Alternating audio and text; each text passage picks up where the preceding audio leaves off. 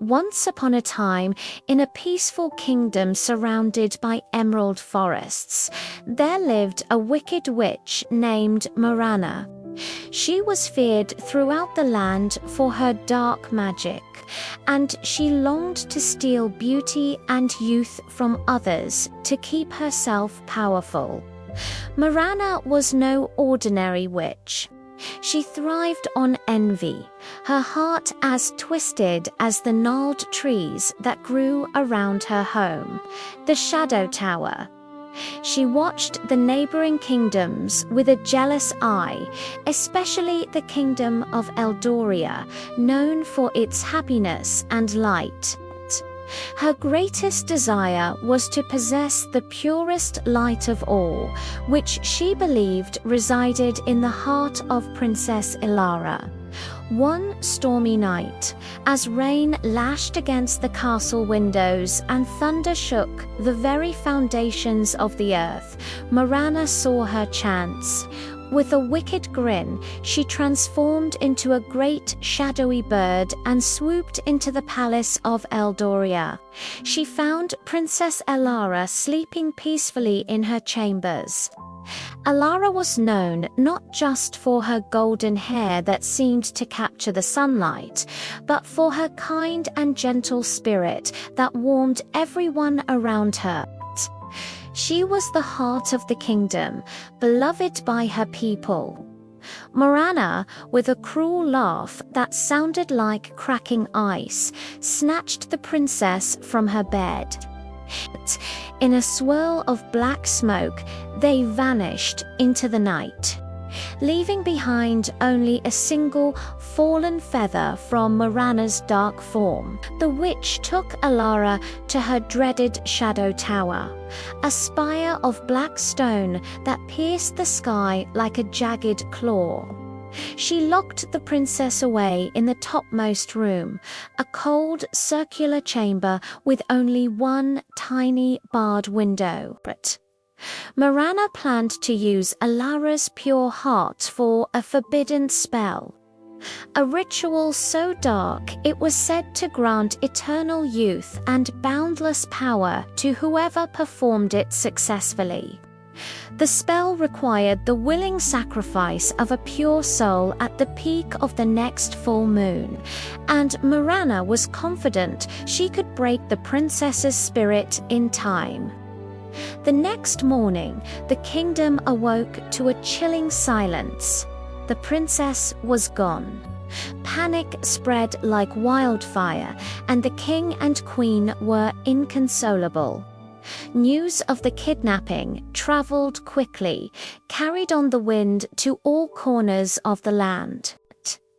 It soon reached the ears of Prince Adrian from the neighboring kingdom of Valoria.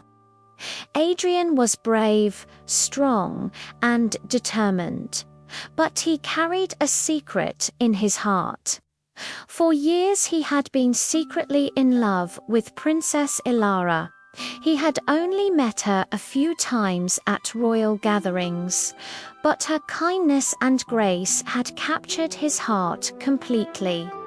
He had always dreamed of one day telling her how he felt, while others spoke of Morrana in hushed, fearful whispers. Adrian's heart burned with a different kind of fire. It was a fire of courage and love. He knew the witch was powerful and that the journey to her tower was perilous, but the thought of Elara in danger pushed aside all fear. He went before his father, the king, and declared his intention. "I will rescue her," he said, his voice ringing with conviction. "I swear it." Some called him foolish, others brave, but none could sway him. Armed with only a silver sword given to him by his grandfather, a blade said to glow in the presence of true Eviland, a heart full of unwavering courage, the prince set off on his quest. His journey took him first through the haunted forest. a place where the trees had twisted, skeletal branches and the air was thick with an unnatural chill. The forest was one of Morrana's first enchantments. She had filled it with illusions and dangerous creatures to guard her domain. Adrian soon found himself facing enchanted wolves with eyes that glowed like embers. They were unnaturally fast and strong, but Adrian's resolve was stronger. He fought them off, his silver sword singing through the air.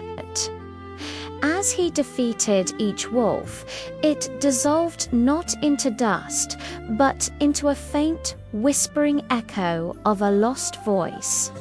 He realized with a heavy heart that these were not mere beasts. They were the trapped souls of warriors who had tried and failed to defeat Morrana before him.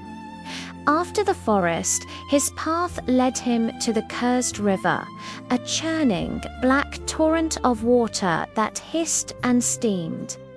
The river whispered promises of doubt and despair, trying to turn him back. It showed him visions of his own failure, of Elara lost forever. But Adrian focused on his love for the princess, using it as a shield against the river's dark magic. He remembered her smile, her gentle voice, and the memory gave him strength. He found an ancient, half-broken stone bridge and carefully made his way across, ignoring the taunting voices that swirled around him. Beyond the river lay the fields of riddles, where magical puzzles left by the witch blocked the path. Each puzzle was a test of wit and heart. One asked him to choose between a path of gold and a path of thorns. Remembering that Morrana valued selfish desires, he chose the path of thorns, which immediately transformed into a safe, clear road. With each puzzle he solved, he felt he understood the witch's twisted mind a little better. He discovered that all her magic stemmed from stolen hope and twisted love. Each obstacle was the sorrowful echo of someone she had taken, their spirits bound to her will. This only strengthened his resolve to end her reign of terror. Meanwhile, high in the Shadow Tower, Princess Elara refused to give in to despair. Though she was frightened and lonely, she held on to hope. She knew that her kingdom would be searching for her, and she held a secret belief that someone special would come. From her tiny window, she could see the moon, a sliver of silver light in the dark sky. Every night, she would whisper to the moon, sending out a silent plea for help. She spoke of her home, her family, and of a brave prince she had met long ago. She didn't know if her whispers were heard, but she believed with all her heart that love would be the light to guide her rescuer. Her hope was a small but defiant flame against the suffocating darkness of the tower. After days of relentless travel and countless trials, Prince Adrian finally saw it, the Shadow Tower looming against the blood-red sunset. As he approached, the air grew colder, and the very ground seemed to groan under the weight of Morrana's dark power. He entered the tower and began to climb the winding staircase, his silver sword glowing brightly, cutting through the oppressive gloom. When he reached the top, the door to Elara's chamber creaked open, but instead of the princess, Morrana appeared in a swirl of black smoke, her eyes glowing with malevolent green light. Her staff pulsed with an evil energy. She laughed, a sound that echoed off the cold stone walls. "You are a fool to have come, little prince," she sneered, "and you are too late. The moon will be full tonight." The spell begins at moonrise, and her pure heart will be mine. But Adrian stood firm, his sword held steady. He looked past the witch, catching a glimpse of Elara standing by the window, her face pale but her eyes filled with a new spark of hope. "Your magic is built on fear and theft, Morrana," Adrian declared, his voice strong and clear. "But you have never known the power of true love. It is a light that no shadow can extinguish. Love is stronger than any curse." His words, spoken with such conviction, seemed to strike the witch like a physical blow. Her magic wavered for a moment. Hearing his voice, Elara turned from the window. She saw Adrian, her brave prince, standing against the darkness for her. A wave of warmth and strength flooded her heart, and she began to sing. It was a soft, pure melody, a song of hope and love that she had often sung in the gardens of her palace. The sound of her voice, filled with such purity, was like a spear of light in the heart of the tower's darkness. It resonated with the stone walls, and fine cracks began to appear in Morrana's dark spell. The tower itself began to shake. Enraged, the witch shrieked and raised her staff to strike Adrian down. But as she unleashed a bolt of black energy, Elara's song swelled, creating a shield of golden light around the prince. The dark magic hit the shield and rebounded, striking Morrana instead. Light burst through the tower as the witch's power unraveled. With a final, agonizing scream, her form dissolved, her stolen magic turning to harmless dust that scattered on the wind. The Shadow Tower, no longer held together by her evil, began to crumble. Adrian rushed to Elara's side, breaking the enchanted lock on her chains. The moment their hands met, a powerful connection sparked between them.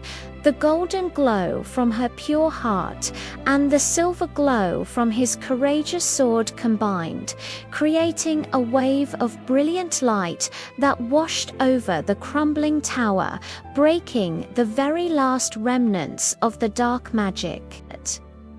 In that moment, Adrian realized this was more than just a rescue. He had not just saved a princess, he had saved the person he truly loved. And Elara, looking into his eyes, saw not just a hero, but the man who had risked everything for her. She understood that her whispered hopes to the moon had been answered. Together, they escaped the collapsing tower and made their way back to Eldoria. Their return was met with joyous cheers and celebration. The two kingdoms, once just neighbors, were now united by this incredible bond. Adrian and Elara's love, forged in the face of darkness, grew into a beacon of hope for all. They ruled their united kingdoms with kindness and wisdom, their story passed down through generations. And it served as a timeless reminder that even in a world filled with curses and shadows, love, courage, and hope will always find a way to shine. Thank you for watching.